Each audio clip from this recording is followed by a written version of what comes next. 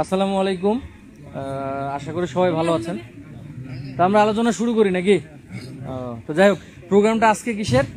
ব্রাক কৃত্রিম প্রজননের। ব্রাকের অনেকগুলো, এই যে ভাই কিন্তু কিছুক্ষণ আগে বলতেছিল যে ব্রাকের অনেক কিছু আছে, বীজ আছে, এটা বীজ কিন্তু এটা গরুর, এই জন্য আমরা বলতেছি কৃত্রিম প্রজনন।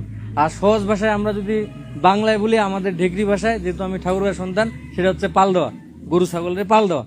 তো এই পালের বীজটা ব্রাকের, আপনারা বলছেন যে কিছুক্ষণ আগে উনি বলতেছিল যে যেন না ঠকায়। হ্যাঁ, তো কিভাবে আসলে এই ঠকানোটা বন্ধ হওয়া যায়, আর কিভাবে আমরা আসলে আমাদের গবাদি পশুগুলার জাত উন্নয়নটা করতে পারি। বারবার একটা কথা বলতেছিল আমাদের সাইম ভাই যে জাত উন্নয়ন, যে জাত উন্নয়নটা আমরা কিভাবে সহজভাবে করতে পারি আমাদের বুদ্ধিতে, আর যেইটুকু আমাদের অর্থ সম্পদ আছে এইটুকু কাজে লাগায় কিভাবে এটাকে বাড়াইতে পারি।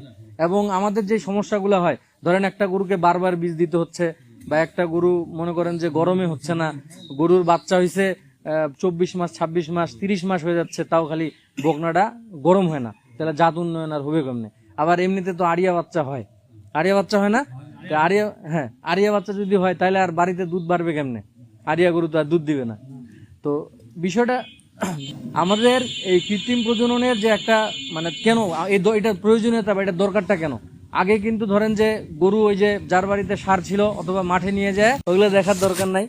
তো বিষয়টা হচ্ছে কি যে আমরা জাত উন্নয়ন করব, তো জাত আগে আগে কেমন হইতো, যেমন ধরেন যে গরুর বীজ দেওয়ার ব্যাপারটা, আগে একটা আড়িয়া গরু দেখতে হইতো, কার বাড়িতে ভালো আড়িয়া আছে মাঠে নিয়ে যাইতে হইতো। ছোটবেলায় আমিও এগুলো করছি। তো এখন আমাদের করতে হচ্ছে কি যে ব্রাকের একটা স্লোগান আছে যে বাড়ি বাড়ি গিয়ে তারা মানে বীজ দিবে। তো বীজটা বাড়ি বাড়িতে দেওয়ার কারণে এখন কিন্তু একটা কনসেপ্টের হারটা কিন্তু আগের থেকে বাড়ছে। একটা সার একবার জাম করলে একটা গরুকে খালি বীজ দিতে পারে, কিন্তু এইখানে একটা সার দিয়ে অনেকগুলা গরুকে বীজ দেওয়া যায়, 200-250। তো এটা হচ্ছে কৃত্রিম প্রজননের সুবিধা। এখন মনে করেন যে সারের কাছে নিয়ে যাওয়া, ওই দিন একজনের বাসায় গেছি, উনি 30 কিলোমিটার গরুটাকে ভ্যানের মধ্যে ইয়ার মধ্যে যে কি বলে নসিমনের মধ্যে উঠায় আড়িয়ার কাছে নিয়ে গেছে, আবার নিয়ে আসছে, তারপরও গরুটা কনসেপ্ট করেনি।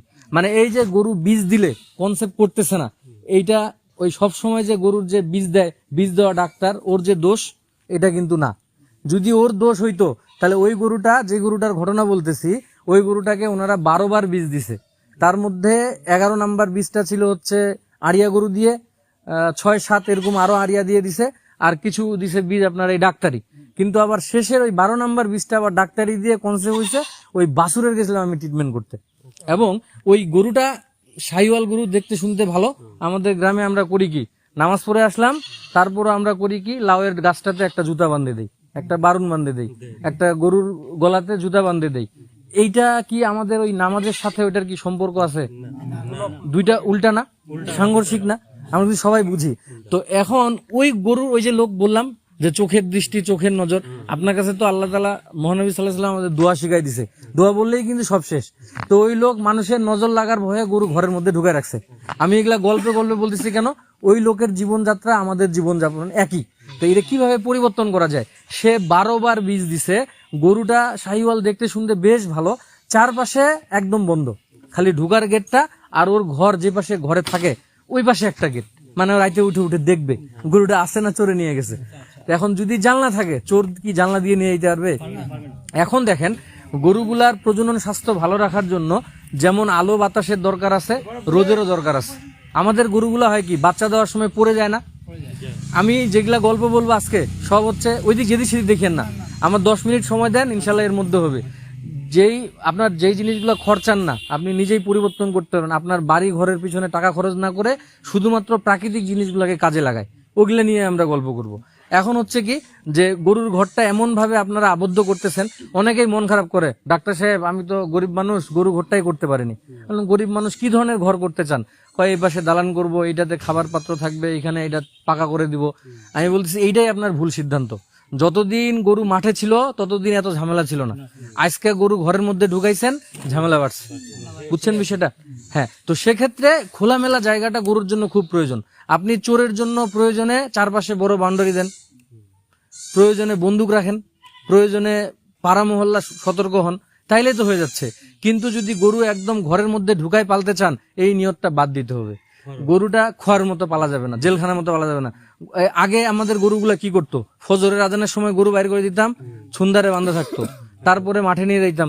এখন তো মাঠে কোনো কেওয়াজ নাই, তাহলে মাঠে যদি না যাওয়ার ব্যবস্থা থাকে তাহলে আপনাকে আমাকে করতে হবে কি, ওই আবদ্ধ রাতে চুরির ভয় করলে ঘরে যেমন ঢুকায় রাখবেন, তারপরে বাইরে একটা বান্দার জায়গা করতে হবে। এইটা হচ্ছে সমাধান। আমরা গ্রামের বাড়ি একটু বড়সড় করি, এই বড়সড় বাড়ির জায়গায় গরুটাকে সারাদিনে থাকার জন্য ফজরের আজান থেকে রাত 8টা-9টা পর্যন্ত বাইরে থাকার জন্য একটা জায়গা করে দিবেন, ওইখানে হালকা ছাউনি দিয়ে দিলেন। আর আপনি গরুর ঘর আগের মতো বানান, গোয়াল ঘর যেভাবে বানাইতো বানান। ওই আর ধরেন যে খাওয়া দাওয়া শেষ হয়ে গেল, ওইখানে আর কোনো কিছু দেওয়ার দরকার নাই, না দেওয়ার দরকার পানি, না দেওয়ার দরকার গড়। অনেক মানুষ আছে রাতের বেলা ঘুম থেকে উঠে গড় খাওয়ায়, তো এইরকম খাওয়াইলেও এই গরুগুলার হজম শক্তি ভালো থাকে না।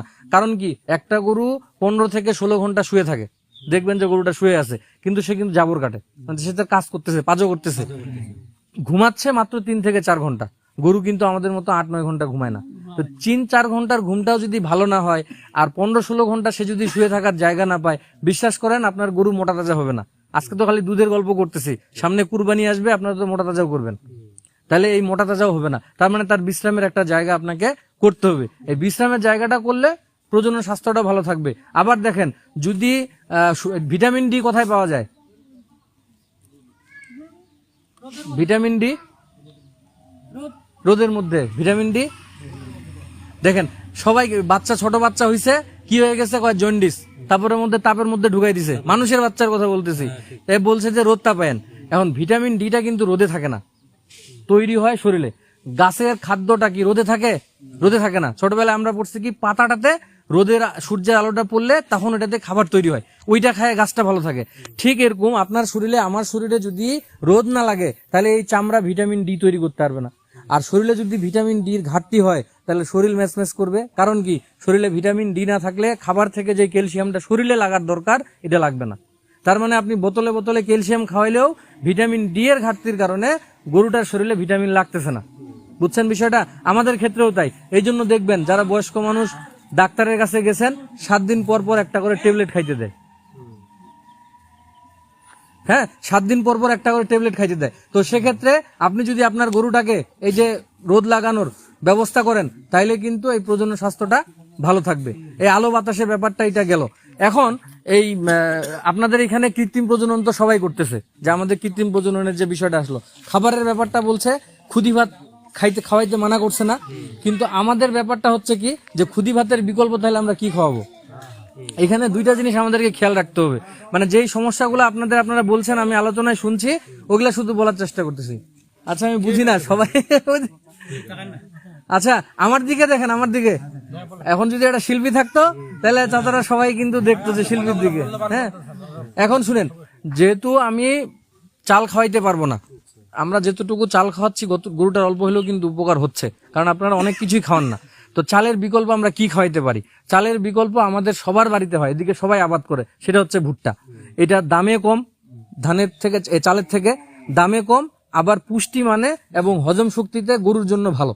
আমরা যেমন, এই জন্য আমি বলি যে এত পরিবর্তন একসাথে করার দরকার নাই, অল্প অল্প করে পরিবর্তন করি। এই বছর মনে করেন যে খালি ভুট্টাটা শিখেন।